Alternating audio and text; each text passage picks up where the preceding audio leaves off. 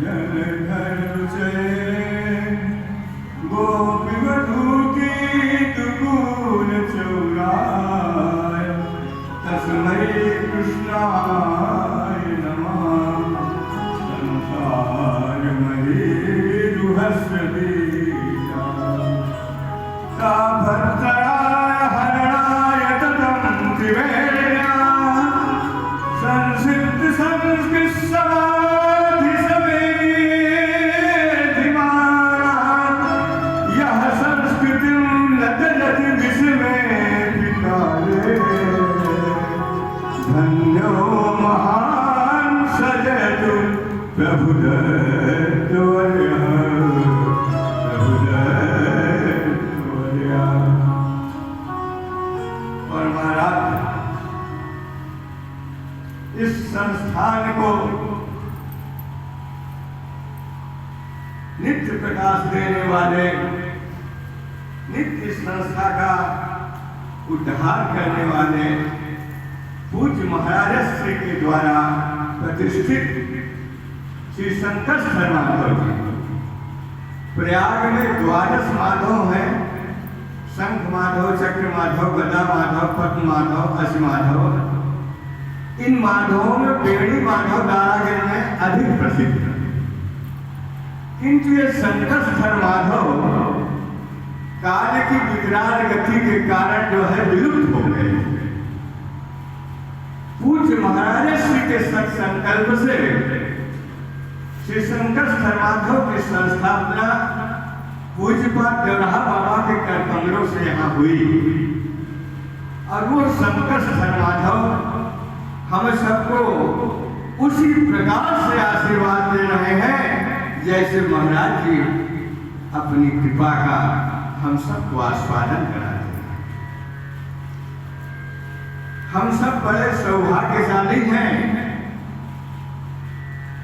हम अधिक समय नहीं लेंगे क्योंकि कथा विश्राम बाद बहुत है, किंतु कुछ अवश्य निवेदन करेंगे। ये जो भागवत है ये कोई ग्रंथ नहीं, तेनेयम वांगमयी मूर्ति प्रत्यक्षा वर्तते हरे। भगवान श्री कृष्ण की साक्षात प्रतिमा ही श्रीमद् भागवत और भागवत चरित्र है। श्रीमद् भागवत की कथा तो प्रायः होती ही रहती है, पर पूज्यपाद महाराज श्री ने जैसे पूज्य गोस्वामी जी ने नाना पुराण निगमागम सम्मतम दिया, रामायणे निगदितम क्वचिदं नतोपि, श्री रामचरितमानस की संरचना की, उसी प्रकार पूज्यपाद महाराज श्री ने इस श्रीमद् भागवत सहित ग्रंथ की संरचना में गंगा जी की घाट में नौका पर बैठे हुए लिखते हुए चले जाते थे। और ग्रंथ जब पूर्ण हो गया तो एक अद्भुत चमत्कार हुआ। अद्भुत चमत्कार क्या हुआ कि एक सप्ताह त्रिवेणी में श्रीमद् भागवत सहित का पारायण हुआ। जैसे पूज्य महाराज श्री की कृपा से यहाँ हो रहा है, पूज्य महाराज श्री उसमें थे। भागवत सहित के 8 व्यास कृष्ण कुमार मिश्र जी थे।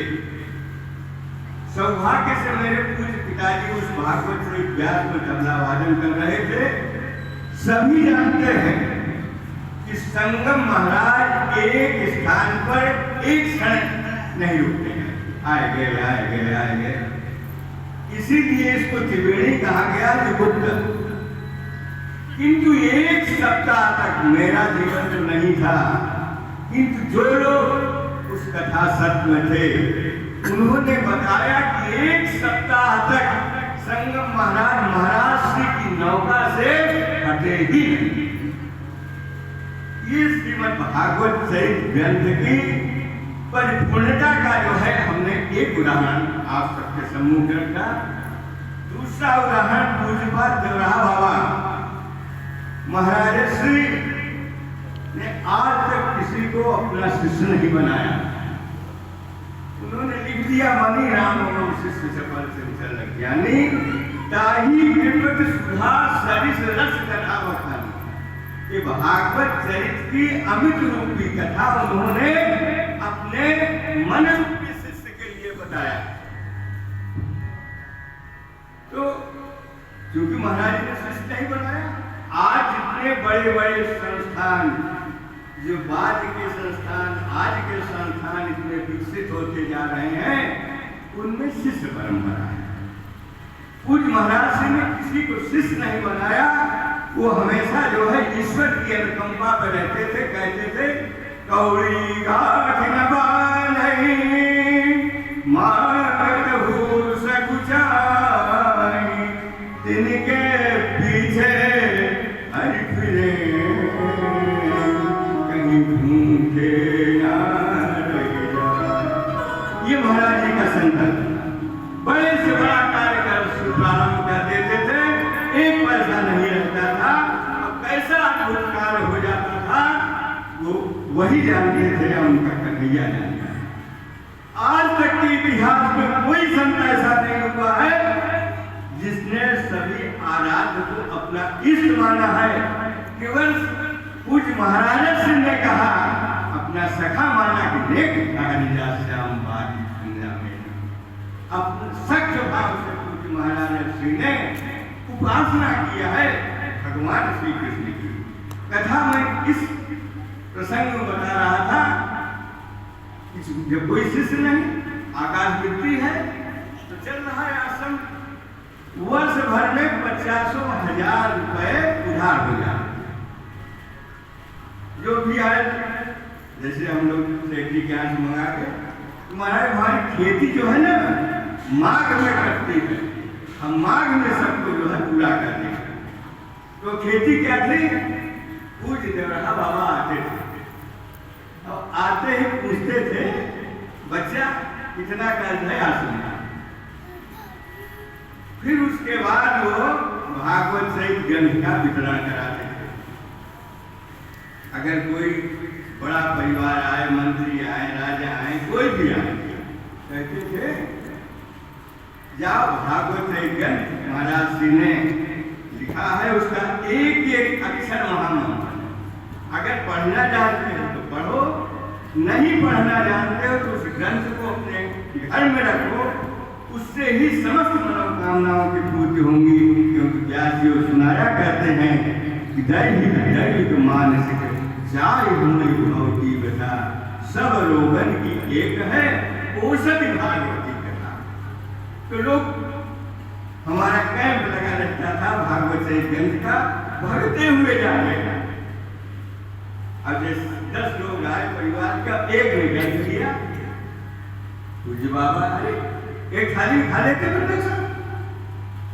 नहीं बाबा, तो जितने लोग वो सब ग्रंथ ले आओ, तो सब लोग ग्रंथ लेके जाते थे। तो इस प्रकार से हमारा वर्ष भर का खर्च जो है ये भागवत से महाग्रंथ महाराज श्री की मनोभावना से पूर्ण है। दूसरा, क्योंकि व्यास कोई व्यक्ति नहीं हो सकता, विगता आशा यशसा व्यासा, जिसकी समस्त आशाएं समाप्त हो जाए, लौकिक आशाओं को जो समाप्त कर दे, जो पारलौकिक आशा की ओर सतत हो जाए, उसको व्यास है। तो व्यास कैसे हो सकता? जब तक किसी महापुरुष की कृपा ना हो तब तक वो अर्थार्जन करने वाला तो व्यास हो सकता है, किंतु भगवान का अर्जन करने वाला व्यास संभव नहीं। तो हमारे जो व्यास जी हैं, इनका नाम कथा हुई थी वहाँ धर्मशाला पर, तो कहा था क्योंकि आज अपने घर में ही कथा हो रही है। अब हमारे जो बच्चे जानते हैं ना, अधिकांश लोग जानते हैं, तो मैं आप सबको बता देना चाहता हूँ कि महाराज श्री का उपनाम जो है व्यास जी पर कैसे पड़ा। राजमाता थी देहरादून के, ये सामने रानी का बंगला बना है, उनका भाग्य नहीं रहा, उनके पतिदेव नहीं रहे, तो आश्रम में आती थी सेवा करती थी और इस भागवत भवन के लिए उन्होंने 30,000 रुपए जमा कर दिए। अब किसी को नहीं बताया।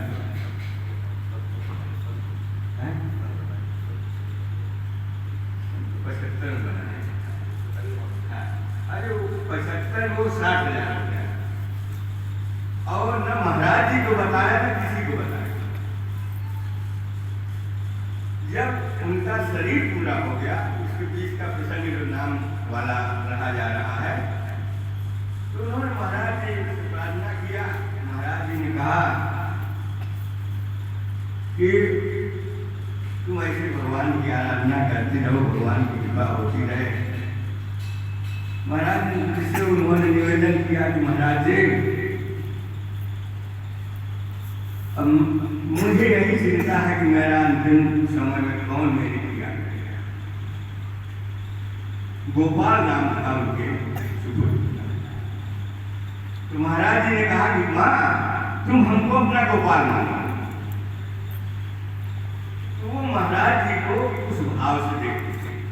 और जितने महाराज जी के पूजा के पास लोग उस समय गोपाल गोपाल गोपाल गोपाल। तो नाम किसी जीव का नहीं होता, नाम हमेशा परमात्मा का ही होता है। जीव अगर उसकी शरण ले लेता है तो संसार से पार हो जाता है। तो महाराज जी का जो उनके प्रति भाव था, और जब उनका अंतिम समय आया और जीव तो अशाश्वत है ही, उनका शरीर पूरा हो गया। आपके पूज्य पिता जी वहाँ देहरादून में थे। महाराज जी को बताया उस समय 68 खंड तक भागवती कथा पूरी हो गई। 108 खंड का उनका संकल्प था, पूरा करने में लगे थे। तो कहीं गोरक्षा आंदोलन है, कहीं चुनाव है, कहीं पूछे, तमाम प्रपंचों में महाराज जी अपने को इस संसार के लौकिक उद्धार में लगा दिया। नेहरू जी की खिलाफ पहला इलेक्शन लड़ गए। ऐसे तमाम चीजें जो है गोरक्षा के लिए इतना बड़ा आंदोलन किया। तो भागवती कथा के 68 खंड ही रह गए और उनका संकल्प था 108। तो उतनी दूर ही जाते थे जितनी दूर में वो रात में वापस आ जाए। रात में अब ये समस्या आ गई। माँ से संकल्प किया था कि हम आपके अंतिम समय में आएंगे। आदरणीय भैया जी ने मोबाइल तो था नहीं, दूरभाष से बुलाया। महाराज जी बोले भैया सुबह चलो त्रिवेणी स्नान करते थे। माघ का महीना, माघ में होते नहीं थे, स्नान किए। उसके बाद वहाँ पहुँच गए, वहाँ की कथाना किए हैं। महाराज जी ने अपने साल में जो है उनके ये यथावाम प्रवर्तन्ते दास्त हरि भजाम में हम, इसका प्रत्यक्ष उदाहरण हमने पूज्य चरणों में देखा। आप सब बड़े भाग्यशाली हैं। आदरणीय बहन जी, लोग कहते हैं अपुत्र से गति नास्ति। अगर अपुत्र से गति नास्ति तो पुत्री ने स्वयं के कल्याण और अपने माता पिता के इस कल्याण के कैसे ही श्रीमद् भागवत की कथा करा दिया।